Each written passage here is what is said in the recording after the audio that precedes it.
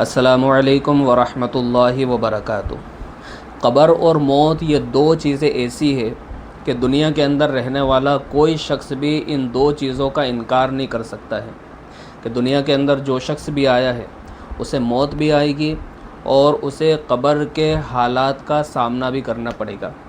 لیکن ایک سوال یہ پیدا ہوتا ہے کہ انسان جب مر جاتا ہے اور قبر کے اندر چلا جاتا ہے تو قبر کے اندر اس کے ساتھ میں کیا معاملات پیش آتے ہیں،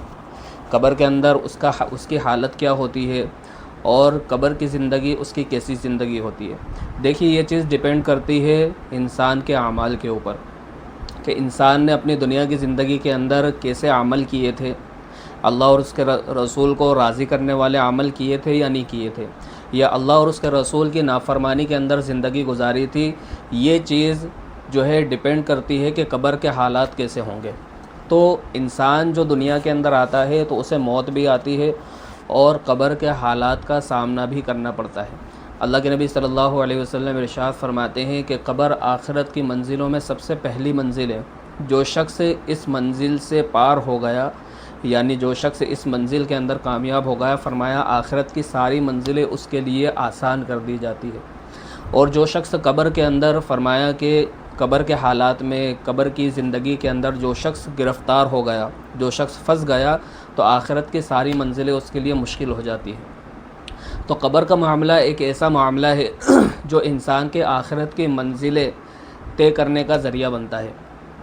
اب سوال ایک چیز یہ پیدا ہوتی ہے کہ بعض لوگوں کی طرف سے ایک یہ سوال کیا جاتا ہے کہ قبر کے حالات کیسے ہوں گے۔ قبر کے اندر جب انسان رکھ دیا جاتا ہے اور اس کے گھر والے اسے دفنا کر چلے جاتے ہیں قبرستان سے، تو مردے کے ساتھ میں قبر کے اندر کیا معاملات پیش آتے ہیں۔ میں جو ہے کل ایک صاحب کے جنازے کے اندر گیا تھا، تو قبرستان کے اندر ایک شخص نے مجھ سے پوچھا تھا کہ مولانا یہ قبر کے اندر معاملات کیا ہوتے ہیں، مردے کے ساتھ میں قبر کے اندر کیا معاملے پیش آتا ہے اور فرشتوں کا کیا معاملہ ہوتا ہے، فرشتے اس کے ساتھ میں کیا سلوک کرتے ہیں۔ تو بہت سارے لوگ یہ جاننا چاہتے ہیں کہ قبر کے اندر کیا معاملہ پیش آتا ہے، مردے کے ساتھ میں کیا اس کی کیا نوعیت ہوتی ہے قبر کی، اور قبر کی زندگی کیسی ہوتی ہے، اور قبر کے اندر انسان کو ہوش ہوتا ہے یا نہیں ہوتا ہے، یا انسان جو ہے مرا ہوا ہوتا ہے۔ تو دیکھیں سب سے پہلی چیز تو یہ ہے کہ انسان جس طریقے سے اپنی دنیا کی زندگی کے اندر ہوش اور حواس کے اندر ہوتا ہے، جیسے انسان کی زندگی میں انسان جو دیکھتا ہے، سنتا ہے، ہوش ہوتا ہے، اسی طریقے سے قبر کی زندگی کے اندر بھی انسان کو پوری طریقے سے ہوش ہوگا اور اسے یہ بھی پتہ ہوگا کہ مجھ سے جو ہے سوال و جوابات کیے جا رہے ہیں۔ اور اللہ کے نبی صلی اللہ علیہ وسلم یہ تک ارشاد فرماتے ہیں کہ مردہ جب قبر کے اندر رکھ دیا جاتا ہے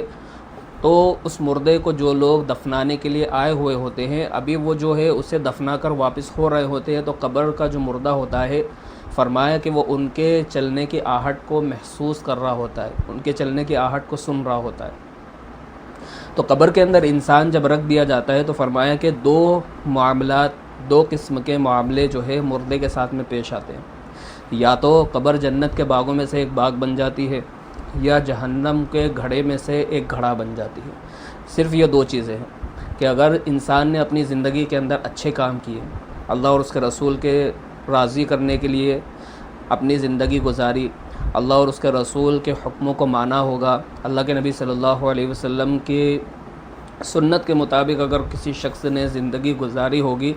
تو فرمایا کہ قبر جو ہے اس کے لیے جنت کا باغ بن جاتی ہے۔ سب سے پہلے 3 سوال پوچھے جاتے ہیں۔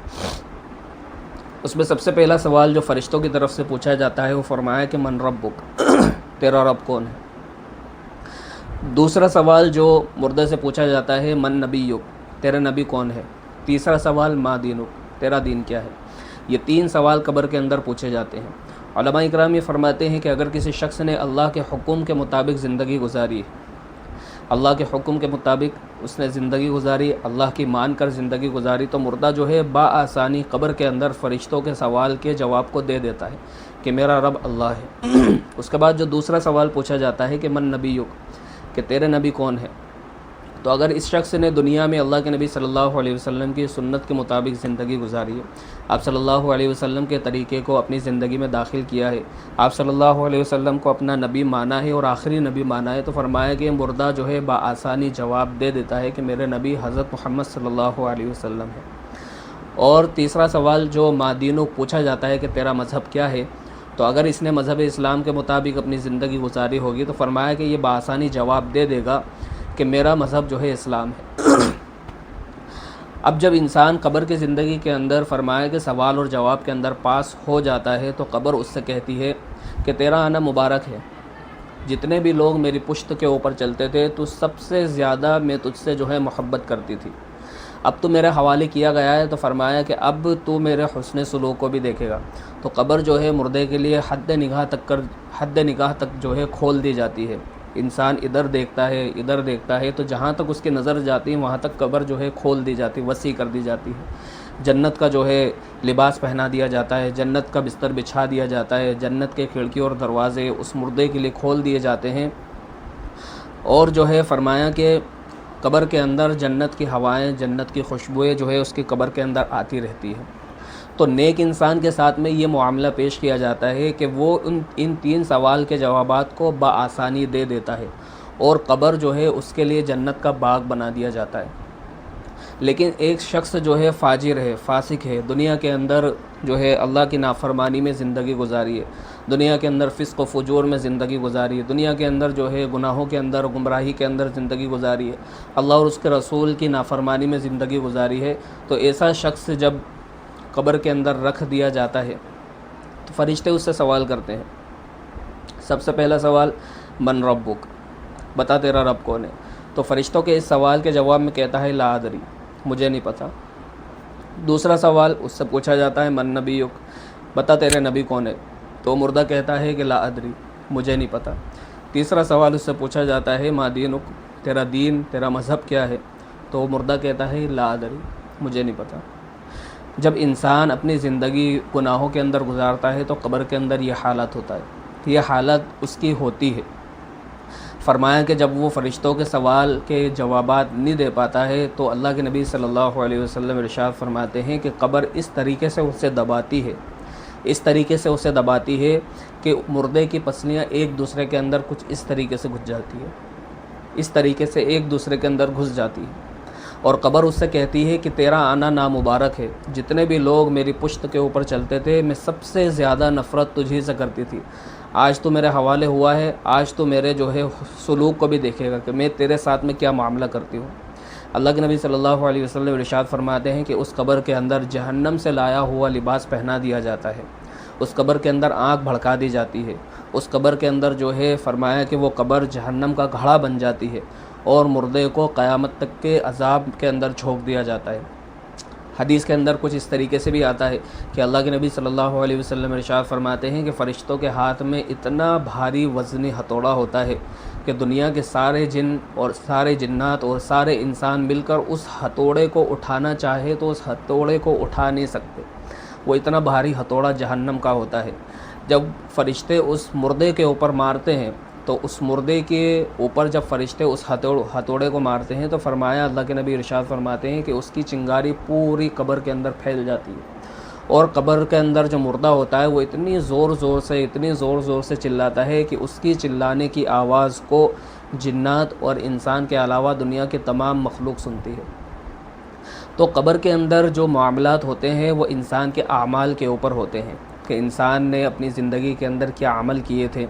اللہ اور اس کے رسول کے حکم کے مطابق زندگی گزاری تھی یا نہیں گزاری تھی۔ تو اگر کوئی شخص اللہ اور اس کے رسول کے حکم کے مطابق زندگی گزارتا ہے تو فرمایا کہ قبر اس کے لیے جنت کا باغ بن جاتی ہے، جنت کی ہوائیں وغیرہ اس کے اندر آتی رہتی ہے، اور جو ہے مرنے کے بعد سے لے کر قیامت تک جو ہے قبر کے اندر سکون کی نیند جو ہے مردہ سوتے رہتا ہے۔ اور اگر جو ہے دنیا کے اندر فسق و فجور کے اندر زندگی گزاری ہوتی ہے، قبر کے اندر جو ہے جانے کے بعد میں معاملات مردے کے ساتھ میں ویسے ہی پیش آتے ہیں کہ قبر جو ہے جہنم کا گھڑا بن جاتی ہے اور مردے کو قیامت تک کے لیے عذاب ہوتے رہتا ہے۔ اب یہ ہمارے اوپر ڈیپینڈ کرتا ہے، اب یہ ہمارے اختیار کے اندر ہے کہ ہمیں اپنے قبر کو جو ہے جنت کا باغ بنانا ہے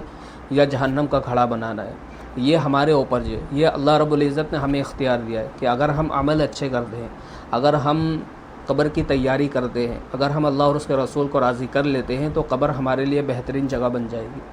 اگر ہم لوگ اللہ کو راضی نہیں کر پاتے، ہم لوگ اپنی دنیا کی زندگی کے اندر مست رہتے ہیں، تو قبر ہماری جنت کا باغ بننے کے بجائے جہنم کا گھڑا بن جائے گی۔ تو یہ قبر کی زندگی کچھ اس طریقے سے جو ہے ہوتی ہے، اور مردے کے ساتھ میں کچھ اس طریقے کا معاملہ قبر کے اندر پیش آتا ہے۔ تو اس ویڈیو کو آپ حضرات زیادہ سے زیادہ شیئر کریں، لائک کریں، اور ہمارے چینل کو سبسکرائب کریں۔ السلام علیکم ورحمۃ اللہ وبرکاتہ۔